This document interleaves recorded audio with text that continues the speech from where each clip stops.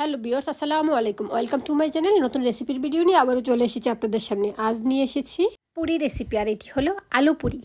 বিকেলের নাস্তায় কিভাবে ঘরোয়াভাবে এই আলু পুরিটি তৈরি করবেন সেটি আজ আমি আপনাদের সাথে শেয়ার করে দিচ্ছি। আর এই আলু পুরিটি তৈরি করতে পুরির সাথে আলাদা কোনো কিছু লাগে না, সস হলেই চলে। পুরো ভিডিওটি দেখে নেন। পুরো ভিডিওর সাথে রয়েছে প্রয়োজনীয় ট্রিক্স ও টিপস।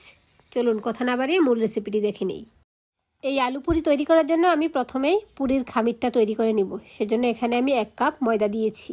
ময়দার পরিবর্তে আটা দিয়েও এই পুরিটি তৈরি করা যায়। এখানে আমি স্বাদমতো লবণ দিয়েছি, 1 চা চামচ দিয়েছি চিনি। এখন সবগুলো উপকরণ একসাথে মিশিয়ে নিচ্ছি। এখন এখানে 1 টেবিল চামচ পরিমাণ সয়াবিন তেল দিয়ে দিচ্ছি। সয়াবিন তেলটা দিয়ে ময়দাটাকে একটু ময়ান দিয়ে নিব। এই তো ভালোভাবে হাত দিয়ে মেখে নিচ্ছি। এই ময়দার ডোটা পারফেক্ট হলেই পুরিটা একেবারে খাস্তা খাস্তা হয়, একেবারে ক্রিস্পি হয়, খেতেও ভালো লাগে। এই তো দেখুন তেলের পরিমাণটা পারফেক্ট হয়েছে।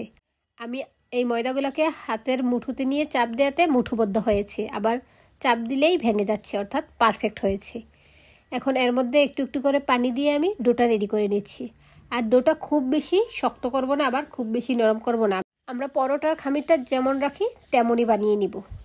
আর একেবারে বেশি পানি দিয়ে বিপদে পড়তে চাই না, তাই অল্প অল্প করে পানি দিয়েই ডোটা রেডি করে নিচ্ছি। এই তো এর মধ্যে ডোটা রেডি করা হয়ে গিয়েছে।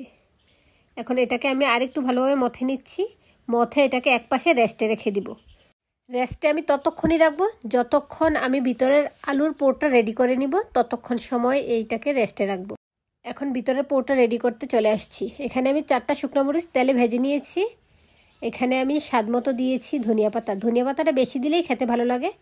এখন 1 চা চামচ পরিমাণ লবণ দিয়ে মরিচটাকে আমি মথে নিচ্ছি, ভেঙে নিচ্ছি। এখন এর সাথে আমি ধনিয়া পাতাটাকেও মেখে নিচ্ছি। এখন এর সাথে আমি 1 টেবিল চামচ পরিমাণ দিয়ে নিচ্ছি পেঁয়াজ বেরেস্তা। এই পেঁয়াজ বেরেস্তাটাও এর সাথে ভালোভাবে মেখে নিচ্ছি। আর এখানে আমি 1 কাপ দিয়েছি আগে থেকে সিদ্ধ করে ম্যাশ করে রাখা আলু। সিদ্ধ করে রাখাটাও যদি ভিডিওতে রাখতাম তাহলে ভিডিওটা বড় হয়ে যেত, সেজন্য আমি এখানে আগে থেকেই মথে রেখেছি আলুটা, আর সেই আলুটাই এখানে দিয়েছি। এখানে আমি একটা নুডলসের মশলা দিয়ে দিচ্ছি, এতে করে স্মেলটা অনেক বেশি ভালো আসে।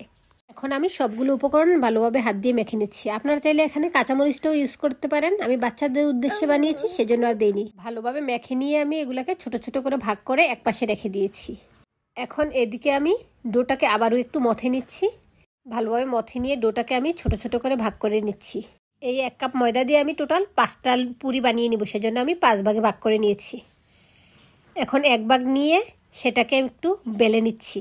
এই অংশটাকেও একটু মথে নিচ্ছি ভালোভাবে, তারপরেই বেলে নিচ্ছি।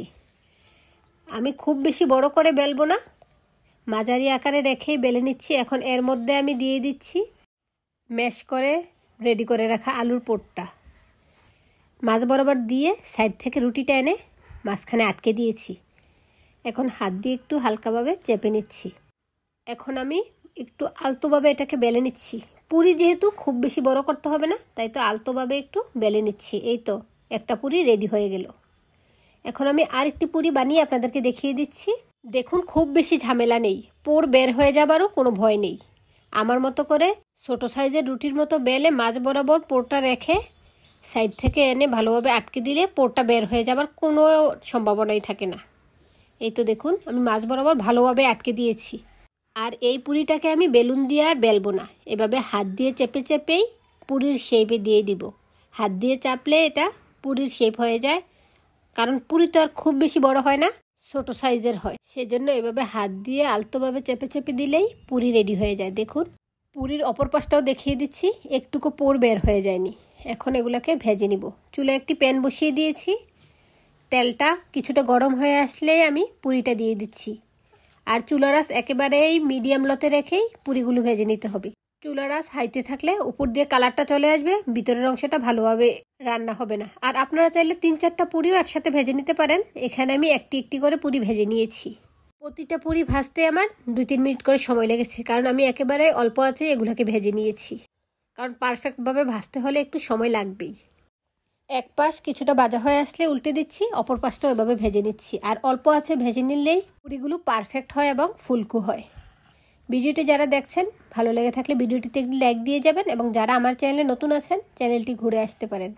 চ্যানেলে অনেক ধরনের রান্নার ভিডিও রয়েছে, ভালো লেগে থাকলে চ্যানেলটি সাবস্ক্রাইব করে পাশে থাকা বেল আইকনটি বাজিয়ে দিন। এতে করে আমি নতুন কোনো ভিডিও দিলে নোটিফিকেশন সবার আগে আপনার কাছে পৌঁছে যাবে। আর ভিডিও সম্পর্কে কোনো তথ্য জানার থাকলে আমাকে কমেন্টস করবেন, আমি কমেন্টে উত্তর দিয়ে দিব। এই তো দেখুন এপাশ ওপাশ ভেজে নিচ্ছি। আর মাশাল্লাহ পুরিগুলো পারফেক্টলি ফুলে উঠেছে। এভাবে আমি সবগুলো পুরি ভেজে নিচ্ছি। আর দেখুন পুরির কালারটা মাশাল্লাহ কতটা সুন্দর হয়েছে। এখন আমি তেল থেকে তুলে নিচ্ছি। এখন আরেকটা পুরি দিয়ে নিচ্ছি। এভাবে আমি সবগুলো পুরি ভেজে আপনাদের সামনে নিয়ে আসলাম। দেখুন মাশাল্লাহ সবগুলো পুরি পারফেক্টলি ফুলে উঠেছে। আর যেহেতু পুর বের হয়ে যায়নি সেজন্য সবগুলোই পারফেক্ট হয়েছে।